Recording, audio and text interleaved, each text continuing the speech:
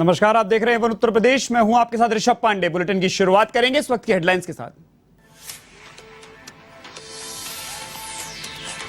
दिल्ली में NITI Aayog governing council की 7वीं बैठक। प्रधानमंत्री मोदी ने की बैठक की अध्यक्षता। मुख्यमंत्री योगी आदित्यनाथ भी रहे मौजूद।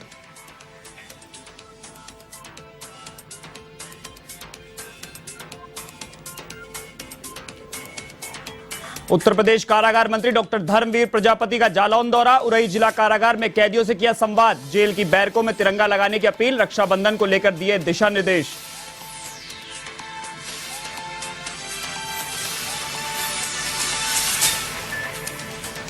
झांसी में आयकर विभाग की बड़ी कार्रवाई। बड़े बिल्डर समेत 8 से अधिक कारोबारियों पर कसा शिकंजा। सपा नेता के ठिकानों पर भी हुई कार्रवाई। जमीनी खरीद फरोख्त के दस्तावेज और बैंक खाते सीज।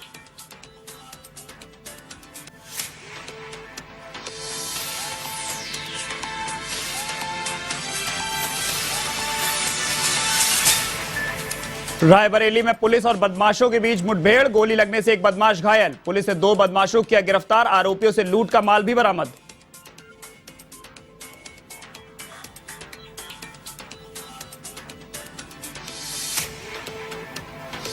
उत्तर प्रदेश के गोंडा में भारी बारिश से नदी नाले उफान पर। घाघरा नदी एल्गिन ब्रिज पर खतरे के निशान के करीब पहुंची। बढ़ते जल स्तर को लेकर लोगों में खौफ। प्रशासन हुआ अलर्ट।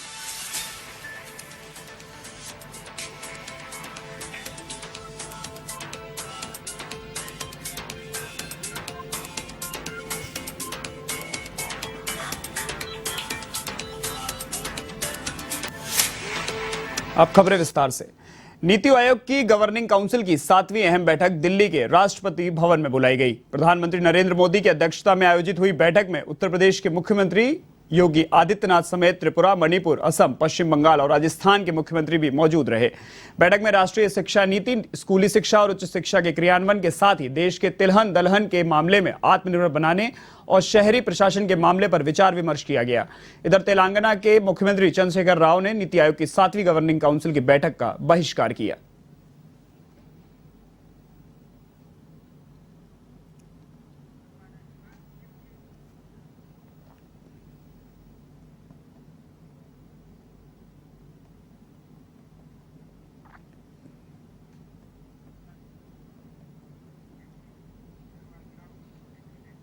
उत्तर प्रदेश के बुंदेलखंड जाते वक्त प्रदेश के होमगार्ड और कारागार मंत्री डॉक्टर धर्मवीर प्रजापति जालौन पहुंचे, जहां उन्होंने उरई जिला कारागार में बंद कैदियों से सीधा संवाद किया। इस दौरान उन्होंने कैदियों से अपनी जेल की बैरकों में तिरंगा झंडा लगाने की भी अपील की। साथ ही उन्होंने जिले में तैनात सभी होमगार्डों से संवाद कर सभी ब्लॉकों और तहसीलों में आजादी के अमृत महोत्सव के तहत तिरंगा यात्रा निकालने की अपील की। वहीं उत्तर प्रदेश की जेलों में जेल अधीक्षकों के निर्देश देते हुए कहा कि रक्षाबंधन पर कोई भी बंदी बिना राखी के नहीं रहेगा।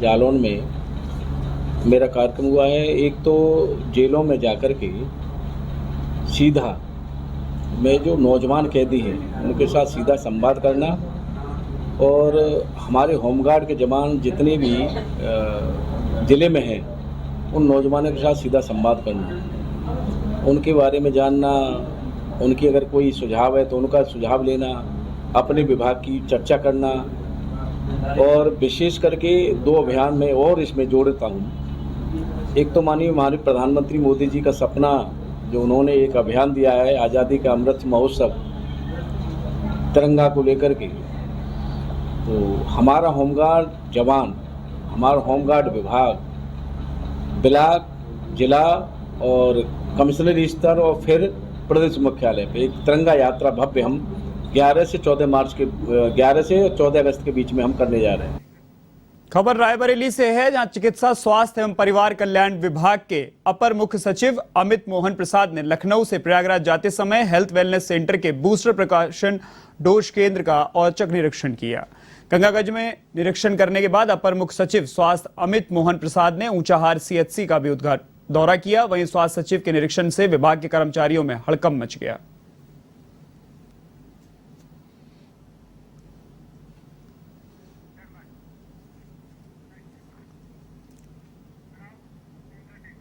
उत्तर प्रदेश के इटावा में प्रगतिशील समाजवादी पार्टी के राष्ट्रीय अध्यक्ष और जसवंत नगर सीट से विधायक शिवपाल सिंह यादव ने समाजवादी पार्टी के अध्यक्ष अखिलेश यादव पर निशाना साधा। आप भी सुनिए क्या कहा उन्होंने।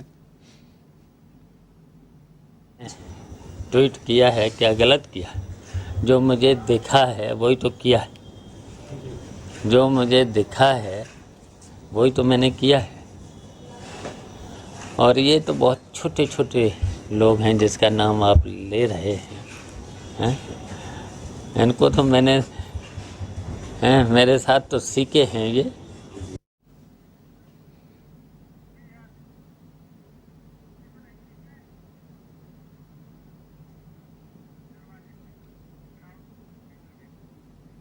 इधर झांसी में आयकर विभाग ने छापेमारी 5वें दिन भी जारी रखी। आयकर विभाग ने झांसी के 3 बड़े बिल्डर्स समेत 8 से अधिक कारोबारियों के घर छापा मारा था। यह कार्रवाई बसेरा बिल्डर्स और घनाराम कंस्ट्रक्शन के मालिकों सहित लगभग आधा दर्जन से ज्यादा बिल्डरों के ठिकानों पर की गई। आपको बताते चले, Ghanaram construction company Samajwadi party के कद्दावर नेता श्याम सुंदर यादव की है। उन्होंने समाजवादी पार्टी की सरकार के समय बुंदेलखंड में कई डैम बनाए। इसके अलावा विभाग ने रियल एस्टेट कारोबारी विजय सरावगी के यहां भी छापा मारा। आयकर विभाग की टीम ने सपा नेता श्याम सुंदर यादव के 3 ठिकानों पर छापेमारी की। जमीनी खरीद फरोख्त के दस्तावेज के अलावा बैंकों के कई खाते भी सीज किए गए हैं।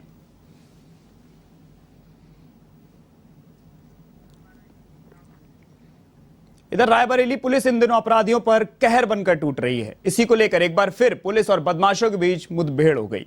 इस मुठभेड़ के दौरान पैर में गोली लगने से एक बदमाश घायल हो गया। वहीं पुलिस ने 2 शातिर बदमाशों को लूट के माल सहित गिरफ्तार कर लिया है। इस दौरान पुलिस ने आरोपियों से लूट के 11 मोबाइल, लूटे गए 3 पर्स, ATM कार्ड्स, चोरी की बाइक समेत अवैध असलहा और कारतूस बरामद किया।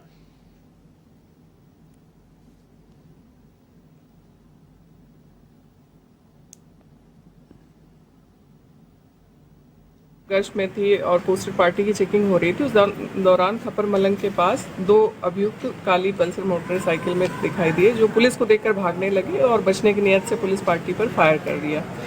पुलिस ने घेराबंदी करके उनको गिरफ्तार किया तो उनके पास से 11 मोबाइल बरामद हुए, कुछ अन्य सामग्री प्राप्त हुई है।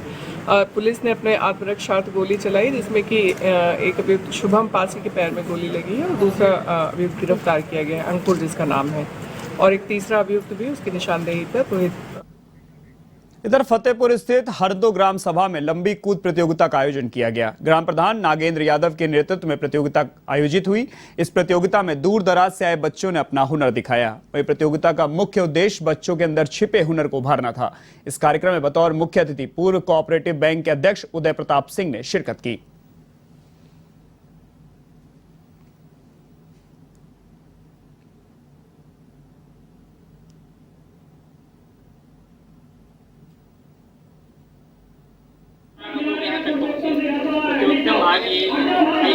प्रतियोगिता हर गांव में होना चाहिए। ये सभी प्रधानों से मेरा गुजारिश है कि हर गांव में प्रतियोगिता कराई जाए, इससे लड़कों का उत्साहवर्धन हो। जैसे कि अभी चल रही प्रतियोगिता में कम से कम 55 से 60 लड़के। लंबी कूद प्रतियोगिता है और मेरे मन में विचार इसलिए आया कि मेरे क्षेत्र में ये कार्य हो नहीं रहे।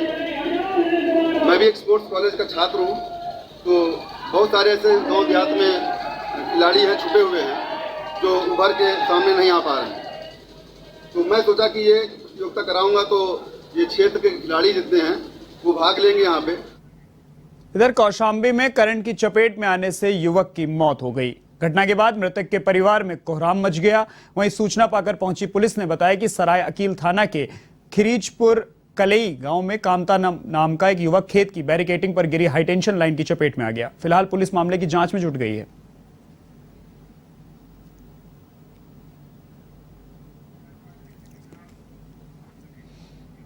इधर महाराजगंज के कोठीभार थाना क्षेत्र में एक शख्स धारदार हथियार से हत्या करने का मामला सामने आया है। जिस शख्स की हत्या हुई है वो मोहल्ले के किनारे एक झोपड़ी में झाड़ फूंक का काम करता था। ऐसे में रास्ते से गुजर रहे एक सफाई कर्मचारी को शव नजर आया। इधर मामले की सूचना पाकर पहुंची पुलिस ने मौके से साक्ष्य जुटाए हैं। वहीं एसपी ने घटनास्थल का निरीक्षण किया। जल्दी आरोपियों को गिरफ्तार करने का दावा किया गया है। मामला सिसवा नगर पालिका के मुखर्जी नगर का बताया जा रहा है।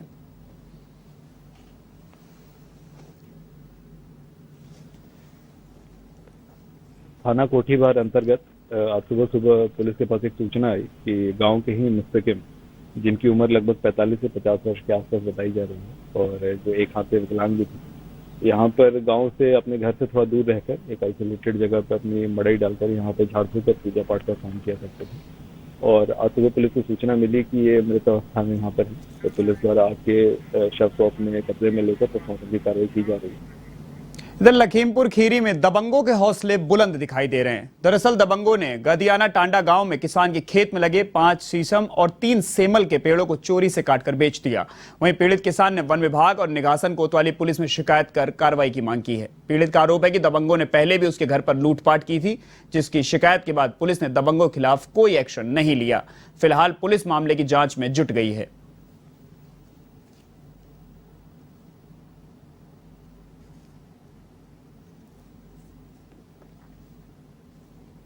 क्या हुआ, कौन सी घटना में कौन परेशान करता है? 28/5 में गांव में विवाद हुआ था, जिसमें झगड़ा हुआ था। उसमें छठे दिन जाके एक आदमी एक्सपायर हो गया लखनऊ। वो लोग जेल चले गए मुलजिम लोग। हम लोग झगड़े से दूर थे, लेकिन हमारा घर भी साथ ही साथ 2 तारीख में लूट लिया गया। कई जगह हमने दरखास्तें दी, थाने में दी, एसडीएम साहब को भी दी, कप्तान साहब को भी दी, लखनऊ तक दी, लेकिन कोई हमारी इंक्वायरी अभी किसने लूटा था घर? आप हारून, मजहर, अजहर, नफरुद्दीन, रियासुद्दीन, नजाकत, मुशर्रफ, कई अन्य लोग हैं। लगभग 25-30 लोग हैं। अब क्या है, अब क्या मामला है? अब मामला ये हमारा घर तोड़ दिया गया बाद में। इधर गोंडा में भारी बारिश से नदी नाले उफान पर आ गए हैं। जहां गोंडा में घाघरा नदी एल्गिन ब्रिज पर खतरे के निशान के करीब बह रही है। ऐसे में कर्नलगंज और तरबगंज तहसील में नदी के किनारे बसे गांव के लोगों के लिए खतरा बढ़ गया है। जानकारी के मुताबिक बहादुर गांव के पास नदी कटान कर रही है। नदी में हो रहे कटान के चलते लोग ऊंचे और सुरक्षित स्थानों पर जाने के लिए मजबूर हैं। नदियों का जलस्तर लगातार बढ़ने से लोगों की परेशानियां बढ़ने लगी हैं। दूसरी ओर जिला प्रशासन संभावित बाढ़ से निपटने के लिए सभी तैयारियां पूरी करने का दावा कर रहा है। प्रशासनिक अधिकारियों द्वारा लगातार बांध की निगरानी भी की जा रही है।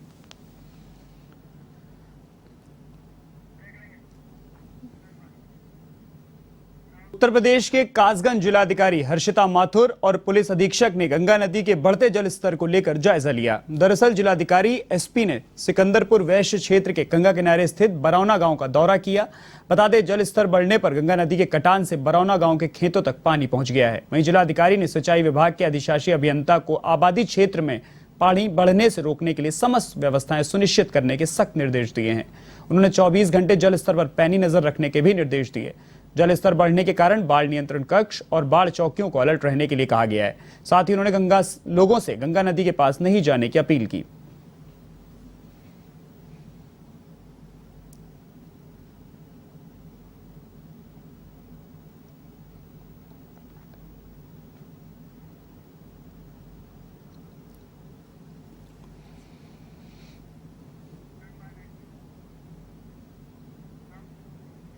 खबर बस्ती से है, जहां कस्तूरबा विद्यालय के रसोइया ने स्वयं और अपनी बेटी के साथ बीएसए पर शराब के नशे में छेड़खानी करने का आरोप लगाया।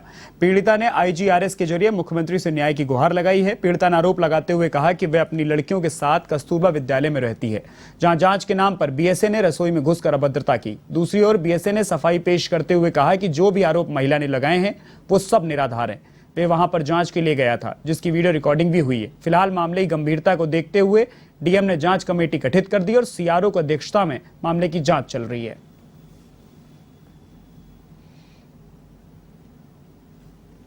किचन में अच्छा, तो कोई था नहीं उसमें। अच्छा, उस समय कोई नहीं था? कोई नहीं था। स्कूल के बच्चे भी नहीं थे क्या? हॉस्टल बच्चे ऊपर थे। ऊपर थे, फिर नीचे नहीं, कोई नहीं था नीचे। हाँ। हम खाना बना रहे थे, दाल सब्जी और चावल बनाए थे, रोटी बनाने की तैयारी किए थे। अच्छा। और सहायक रसोइया बाथरूम में गई थी। हाँ।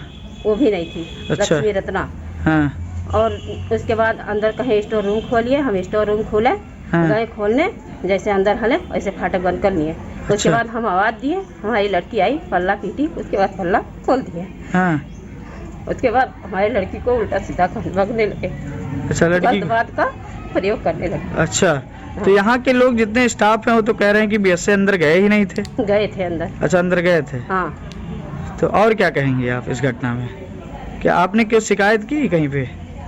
हम जहाँ हमको वो हुआ हम तहाँ डालें। अच्छा, तो अभी आपके साथ कोई मतलब कोई कार्रवाई नहीं हुई है? नहीं, किसी प्रकार की अभी कुछ नहीं हुआ है। आरोप निराधार है बिल्कुल। चूँकि हमारे यहाँ सीसीटीवी कैमरा भी लगा हुआ है। उस रसोइया के अतिरिक्त हमारे पास 2 रसोइयाँ और थीं, 4 फुल टाइम टीचर, 1 वार्डन, हमारी बच्चियाँ भी हैं। अगर सत्य तक जानकारी लेना तो उनसे आप खुद सत्य तक जानकारी ले सकते हैं। दूसरी चीज़ खुद मैंने खुद रिकॉर्डिंग कराई थी, जब मैं खुद गया तो मेरे पास भी रिकॉर्डिंग है। रही बात मैडम की अध्यक्षता में, CRO मैडम की अध्यक्षता में DM मैम ने जांच कमेटी बना दी है। CCTV फुटेज निकल जाएगा पूरा, तो पूरा दूध का दूध पानी का पानी हो जाएगा। कुल मिलाकर घटना और लगाए गए आरोप एकदम असत्य है। खबर ललितपुर से है, जहां मानसिक रूप से विक्षिप्त युवक ने 10 वर्षीय बालक अभय नामदेव के मुंह पर हमला कर दिया, जिसके चलते बालक की नाक का एक हिस्सा अलग हो गया। ऐसे में गंभीर हालत में जिला अस्पताल में भर्ती करवाया गया है, जहां से मेडिकल कॉलेज झांसी के लिए उसे रेफर कर दिया गया।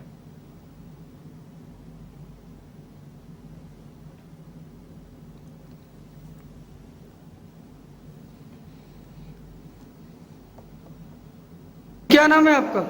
सनी नाम दे। क्या हो गया आपके लड़के को? सचिन ने नाम खा ली। अच्छा। भाजपा को नेता बने खाएगा। अच्छा, तो क्या कहा डॉक्टर ने, क्या कहा? मैंने पर कह दिया झांसी के लाए। अच्छा, किस बात पे काट ली नाक? अब ये हमें नहीं पता।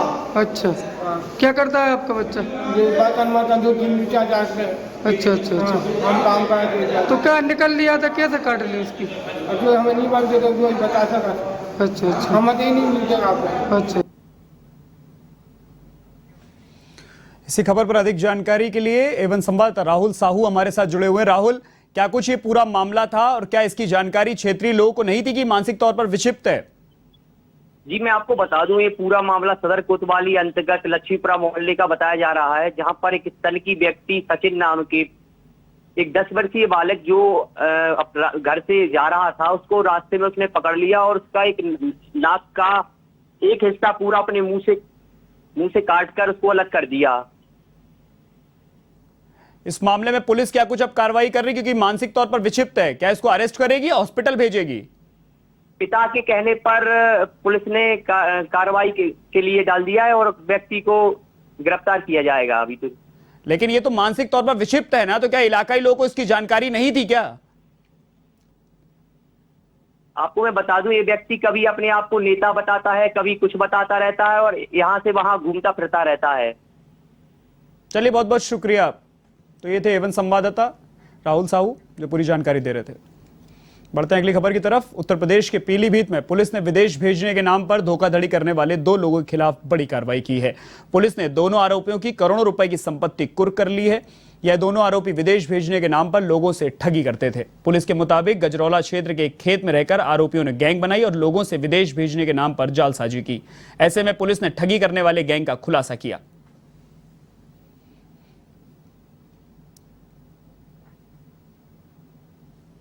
शासन एवं DGP महोदय के निर्देश अनुसार अपराध एवं अपराधियों के खिलाफ चलाया जा रहा अभियान में जनपद पीलीभीत में गैंगस्टर एक्ट की 14 एक्ट के तहत प्रॉपर्टी सीज किए गए हैं, जिसमें 2 अभियुक्तों के खिलाफ गैंगस्टर्स की थाना सुनगढ़ी एवं थाना गजरौला में कार्रवाई की गई है। उनके लगभग 1 करोड़ 20 लाख कीमत की प्रॉपर्टी, जिसमें मकान भी है और व्यवसायिक भूमि भी है, इनको जो अनैतिक क्रियाकलापों से जो इन्होंने कमाया है उसको 14 गैंगस्टर्स के तहत कार्रवाई कर सीज किया गया। केंद्रीय भारी उद्योग मंत्री डॉक्टर महेंद्र नाथ पांडे रविवार को वाराणसी में थे, जहां उन्होंने सर्किट हाउस में पत्रकारों से बातचीत की। उन्होंने कहा कि जल्द ही किसानों को इजरायल तकनीक पर प्रशिक्षण दिया जाएगा। इस दिशा में 8 अगस्त को चंदौली में इंडो इजरायल किसान वेलनेस सेंटर की शुरुआत होगी, जहां किसानों को इजरायल तकनीक पर आधारित खेती के गुण सिखाए जाएंगे। इससे कम लागत में उन्नत किस्म की खेती के तौर तरीकों को वो सीख सकेंगे।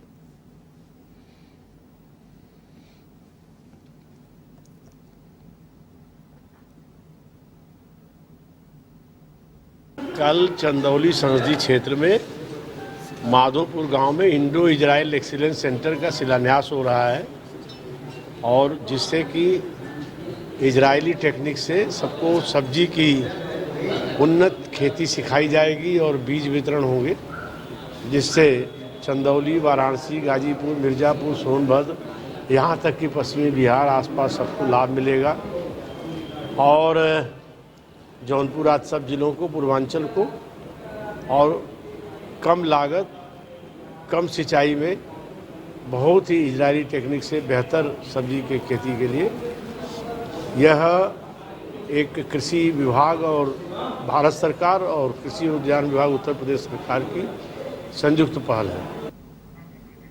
बुलेटिन में फिलहाल के लिए इतना ही। देश और दुनिया की तमाम खबरों के लिए आप देखते रहिए AVN टीवी। नमस्कार।